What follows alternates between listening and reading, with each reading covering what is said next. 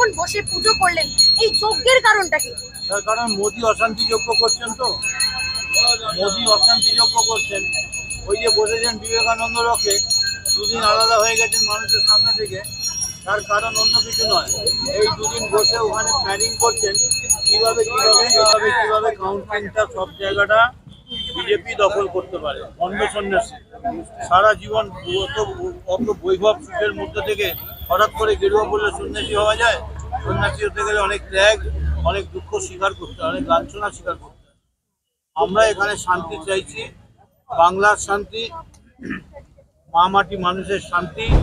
আর সুকান্ত মজুমদার বলেছে যে আমরা যদি দমদম দাওয়াই দিই ওরা এনকাউন্টার করবে।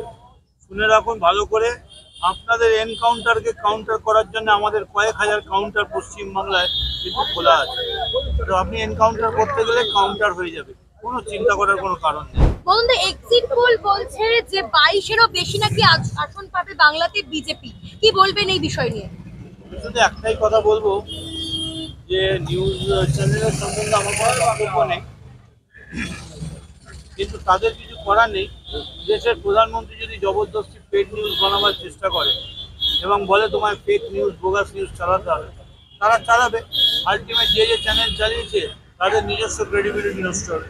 কারণ ধেই ধেই করে নাচতে নাচতে 32টায় যখন তৃণমূল কংগ্রেসের বেরোবে, তখন যারা কেউ 2 ঘন্টা, কেউ 3 ঘন্টা, কেউ 1 ঘন্টাখানেক যারা করে, তারা তখন কি বলবে? তাদের তো তখন উত্তর দিতে হবে মানুষকে। যদিও সবাই গিয়ে রেখেছে, এটাই ফাইনাল নয়, এটাই রিপোর্ট নয়, অন্যও হতে পারে। যা এসছে এটা এজেন্সি রিপোর্ট, আমাদের কোনো রিপোর্ট নয়। আমরা নিশ্চিন্ত, তৃণমূল কংগ্রেস আসছে, তৃণমূল থাকছে, কিন্তু কাল ওরা একটা গন্ডগোল পাকাবার চেষ্টা করবে।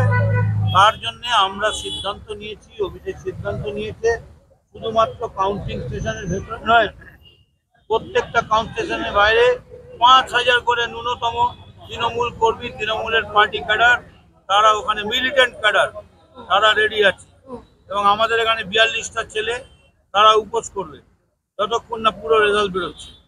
অতএব এটা আমাদের একদিকে শান্তিযোগ্য, আরেকদিকে বাংলার জয়, জয় বাংলা। তার কারণ বাংলা না এগোলে আর আর কতদিন বাংলা পিছিয়ে থাকবে, কতদিন দিল্লির চক্রান্তের শিকার হবে।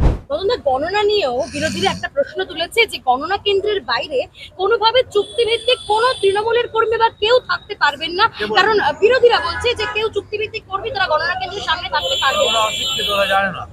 গণনা কেন্দ্র থেকে যেখানে ফেন্সিং করা থাকে, গণনা কেন্দ্র থেকে যেখানে ফেন্সিং করা থাকে, ষাটের একটা 200 মিটার বা 500 মিটার, তার বাইরে 1 লক্ষ লোকও থাকতে পারে। আমরা তো বলিনি কেউ গণগণনা কেন্দ্রের যেখানে আপনার করা আছে, ম্যাপ করা আছে, যেখানে নির্বাচন কমিশনের নির্দেশিকা আছে যে এর ভেতরে কেউ আসতে পারবে না, সেখানে আমরা কেউ যাবো না। কিন্তু ধরুন গণনা কেন্দ্রটা ওই বাড়িটার কাছে, আর আমি যদি এইখানে দাঁড়াই ফেন্সিংয়ের বাইরে, তাহলে আমি কেন পারবো না? লোক থাকবেই, কাল মোক্ষম জবাব হবে। লোক ও একদম তৈরি আছি আমরা।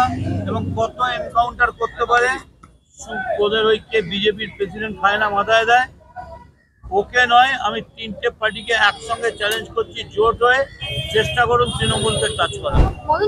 ভোট গণনার আগের দিন আপনি যেমন শান্তিযজ্ঞ করছেন, পুজো করছেন, তেমনি ভোট গণনার আগের দিন নরেন্দ্র মোদী 3টে সংকল্প নিয়েছেন: পারফর্ম, রিফর্ম এবং ট্রান্সফর্ম। গণনার আগের দিন সোশ্যাল মিডিয়ায় 2047-এর মধ্যে উন্নত ভারত হবে সোশ্যাল মিডিয়ায় লিখেছেন প্রধানমন্ত্রী, কি বলবেন? এইভাবেই তো উনি আছেন।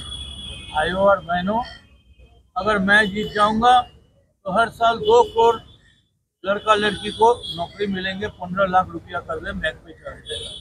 1 करोड़ को भी नौकरी नहीं मिला।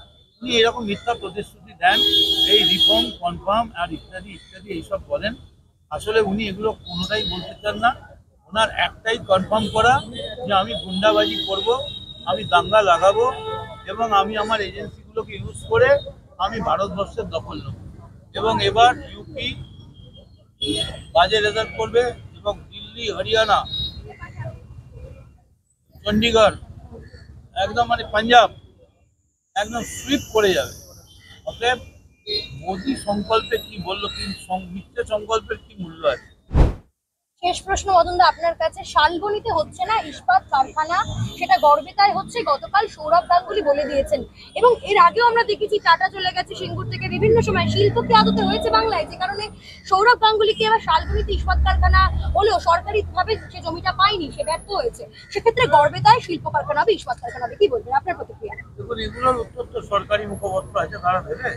তবে আমরা করবো কি করে, যদি সর্বক্ষণই আপনার পলিটিক্যাল অস্থিরতা করে রাখে বিরোধীরা, সর্বক্ষণ যদি নবান্নের সামনে গিয়ে ইট পাটকেল ছড়ে, কাঁচ ভাঙে, সর্বক্ষণ যদি পুলিশের ফেন্সিং বাঁধে, পুলিশকে ইট মারে, সর্বক্ষণ যদি তৃণমূলের পার্টি অফিস জ্বালিয়ে দেয়, তৃণমূলের লোকেদের ওপর হাঙ্গামা করে, দাঙ্গা করে, তাহলে শান্তি না থাকলে কি করে থাকতে হবে?